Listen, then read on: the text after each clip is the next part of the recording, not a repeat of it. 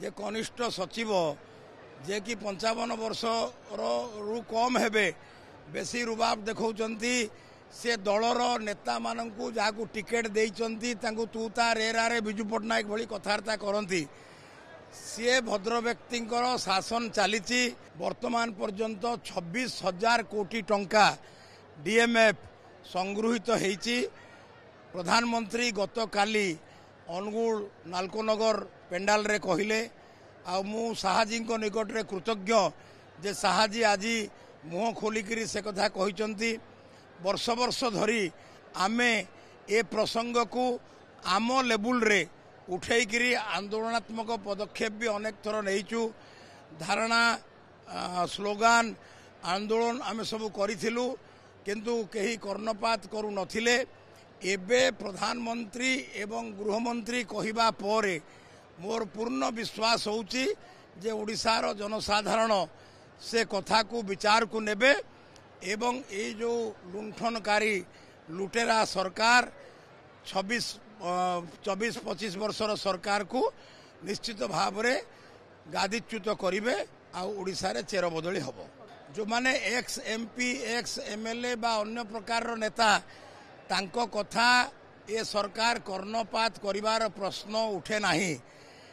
नेता कहिले आपण मीन करूचंती जे एमपी एमएलए जो माने निर्वाचित प्रतिनिधि से माने तो एठी आमर केंद्र मंत्री जहां को यथार्थ रे कहउचंती गुमास्ता मु तांकू कहूची कनिष्ठ सचिव जे कनिष्ठ सचिव जे कि 55 वर्ष रु कम हेबे बेसी रुबाब देखौचंती से दलर नेता मानकू जहाकू टिकेट देइचंती तांकू तू ता रेरा रे बिजू पटनायक भली कथार्ता करंती सी भद्र व्यक्तिंकर शासन चली प्रबाद पुरुषंकर पुत्र 25 वर्षर मुख्यमंत्री आउ कथा कहि पारुनाहांती तांकर बाक शक्ति नाही चिंता करिबा तांकर शक्ति कोनोसी नाही।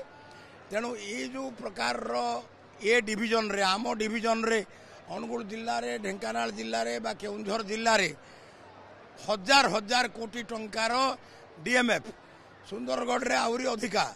तेणु प्रत्येक जिल्ला रे खनिज संपद अच्छी ताकू माने खनि मंत्री तो आम जिल्लार जे कि संपूर्ण मेरुदंड विहीन 77 वर्ष वयस्क व्यक्ति सीए कार्तिकेयनंकर पदलेहन करुचंती।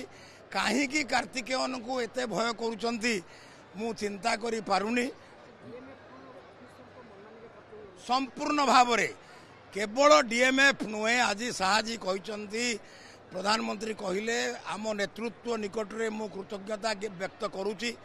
वर्ष वर्ष धरी मेंटो भांगिला परे ता पूर्वरु भी मु कहूतली मेंटो समय रे मध्य मु नवीन पटनायक सरकार रो दुर्नीति विषय रे हाइलाइट करे।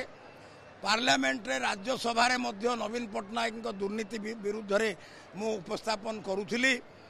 तेबे आमर आंदोलन आमर स्वर आम लेवल रे रही जाउथला।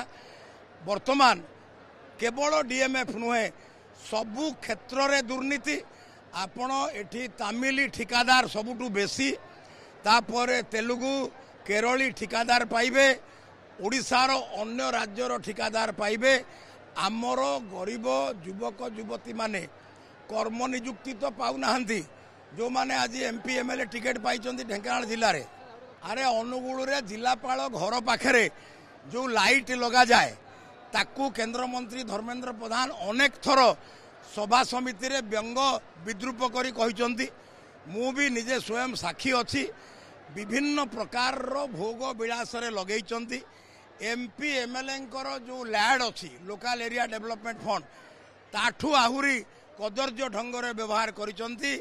ए कथा आउ 5 दिन भितरे लोक बहुत भल भाव रे समीक्षा करिवे एवं लोक माने उचित दंड विधान करिवे।